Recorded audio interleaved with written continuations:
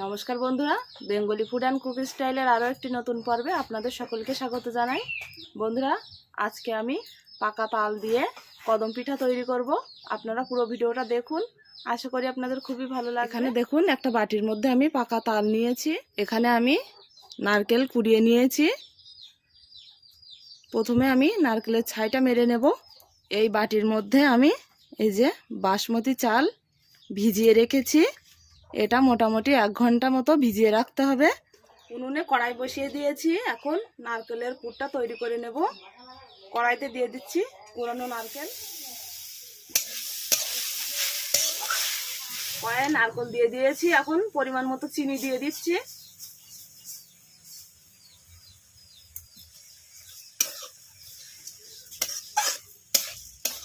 নারকেল চিনিটা একটু জ্বালিয়ে নারকেলের ছাই মেরে নেব।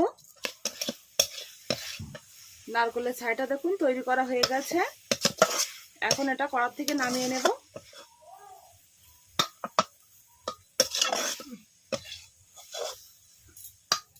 এই কড়াইতে আমি 2 ডাবু মতন তাল দিয়ে দিচ্ছি।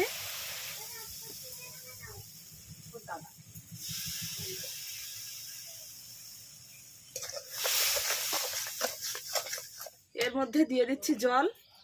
2 ডাবু জল দিয়ে দিলাম।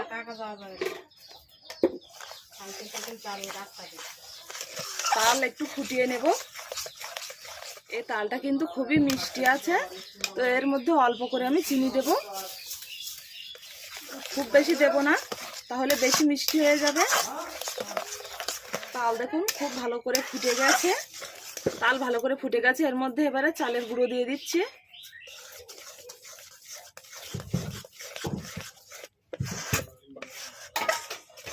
চালের গুঁড়ো দিয়ে এটা একটা ডো তৈরি করে নিতে হবে। অল্প অল্প করে গুঁড়ো দিয়ে আমি একটা ডো তৈরি করে নিচ্ছি।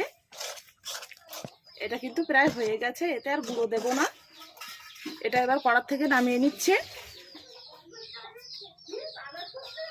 দেখুন, এটা কিন্তু এরকম নরমই রাখ। বেশিক্ষণ জ্বালিয়ে নিলে কিন্তু এটা শক্ত হয়ে যাবে। এই ডোটা একটু ঠান্ডা হয়ে গেলেই পিঠাগুলো তৈরি করে নেব।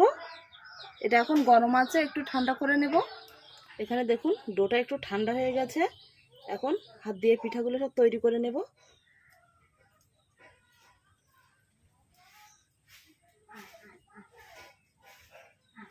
এরকম ভেতরটা একটু গোল করে নেব। নারকেলের যে পুর এর ভেতরে দিয়ে দেবো। দেখুন, গোল করে মুখটা বন্ধ করে দেব, দিয়ে হাত দিয়ে এরকম গোল করে নেব। দেখুন, একটা গোল করে নিয়েছি। আর এই যে চাল ভিজিয়ে রেখেছিলাম, এর গায়ে চাল মাখিয়ে নেব। এরকম করে একটা পিঠা আমার তৈরি হয়ে গেছে। দেখুন, এইভাবে সবগুলো তৈরি করে নেব।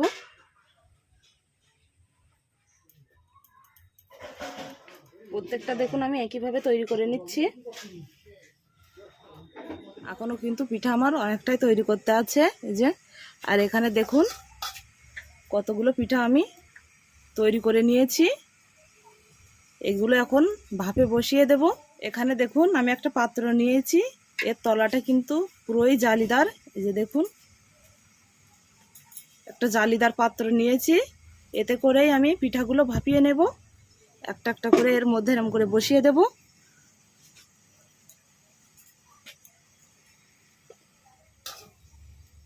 এদিকে উনুনে দেখুন আমি হাঁড়িতে জল বসিয়ে দিয়েছি। জলটা কিন্তু ফুটে গেছে। এখন এর উপরে এটা বসিয়ে দেব। এটা একটু ঢাকা দিয়ে দিচ্ছি। বন্ধুরা, ঢাকনাটা একটু আগলা করে দেখব যে পিঠাটা কত দূর হলো।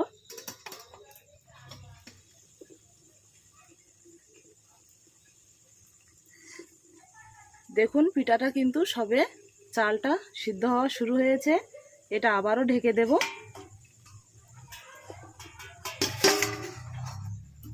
পিঠাগুলো প্রায় 10 মিনিট আমি ভাপ দিয়ে নিয়েছি।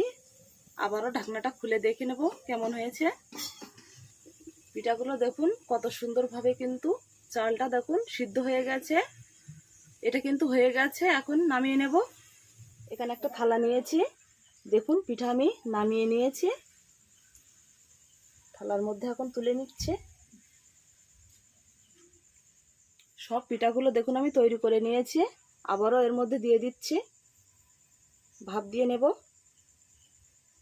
আবারও দেখুন আমি পিঠা কিন্তু ভাপে বসিয়ে দিয়েছি, এগুলো ঢাকা দিয়ে দিচ্ছি। একইভাবে সবগুলো ভাপিয়ে নেব। কদম পিঠাগুলো দেখুন দেখতে কতটা সুন্দর হয়েছে, কদম ফুলের মতো দেখতে লাগছে। একটা আমি ভেঙে আপনাদের দেখাচ্ছি ভেতরটা কেমন হয়েছে।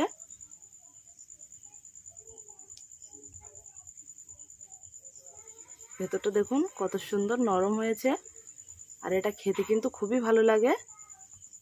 বন্ধুরা, কদম পিঠাগুলো দেখুন কত সুন্দর হয়েছে দেখতে, আর এটা খেতেও কিন্তু খুবই সুন্দর হয়েছে।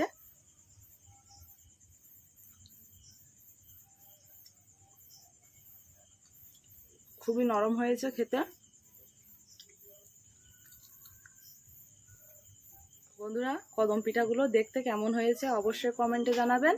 আর যদি ভালো লাগে চ্যানেলটি অবশ্যই সাবস্ক্রাইব করে সকলের পাশে থাকবেন। নমস্কার।